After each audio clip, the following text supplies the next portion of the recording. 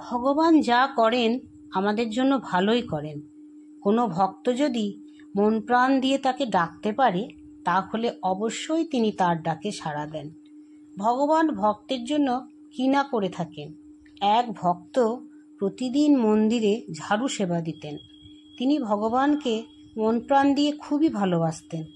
একদিন ভগবানের কাছে হাত জোর করে বললেন, হে প্রভু, তোমার কত কষ্ট, সারাদিন তুমি একইভাবে দাঁড়িয়ে থাকো, একটুও বিশ্রাম পাও না। আমার একটা মনের ইচ্ছা তুমি পূরণ করো। আমি একবার তোমার জায়গায় যাই আর তুমি আমার জায়গায় এসো, তাহলে একদিনও তো তুমি একটু বিশ্রাম পাবে। ভক্তের মনের ইচ্ছা পূরণ করতে ভগবান বললেন, তাই হোক, তবে আমার একটা শর্ত আছে। ভক্ত, তুমি যখন আমার জায়গায় দাঁড়িয়ে থাকবে তখন কোনো কথা বলতে পারবে না। ভক্ত বললেন, এ এমন কি কাজ, আমি কথা বলবো না, চুপ করেই দাঁড়িয়ে থাকবো। শর্ত অনুযায়ী ভগবান এলেন ভক্তের জায়গায় আর ভক্ত গেলেন ভগবানের মন্দিরে। ভক্ত মন্দিরে ভগবানের জায়গায় দাঁড়িয়ে আছেন, এমন সময় এক বড়লোক মহাজন ভক্ত টাকার সুটকেস হাতে এলেন মন্দিরে।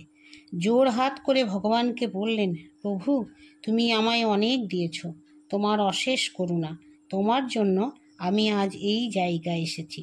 মহা আনন্দে ভগবানের কাছে প্রার্থনা জানাতে লাগলেন। প্রণাম শেষে যাবার সময় তিনি টাকা ভর্তি সুটকেসটি নিয়ে যেতে ভুলে গেলেন।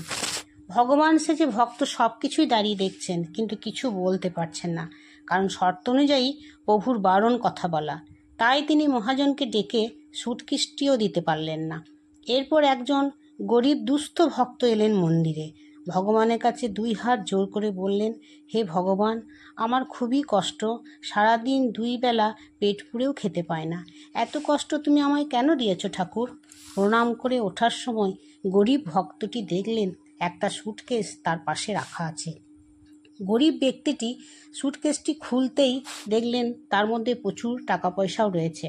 তিনি খুব আনন্দিত হলেন এবং বললেন, হে ভগবান, তুমি আমার প্রার্থনা শুনেছ, অসীম দয়া তোমার। ভগবান সেজে দাঁড়িয়ে থাকা ভক্তটি সবটুকুই দেখছেন, কিন্তু মুখে কিছু বলতে পারছেন না। এরপর এলেন চাকরিতে ইন্টারভিউ দিতে যাবে বলে এক ভক্ত।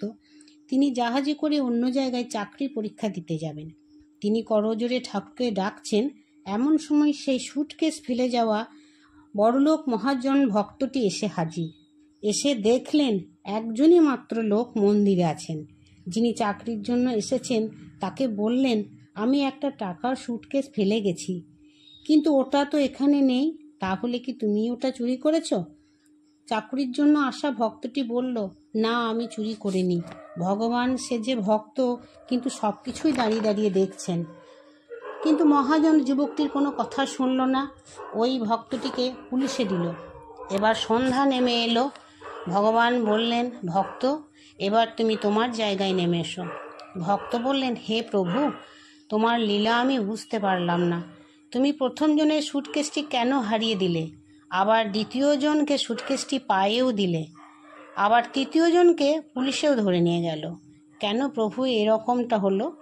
ভগবান বললেন, প্রথম ভক্তের পিছনে ডাকাতের দল ছিল, টাকাগুলো লুট করে নিত, তাই দ্বিতীয় ভক্ত অত্যন্ত গরিব বলে তাকে সেই টাকাগুলো পাইয়ে দিলাম।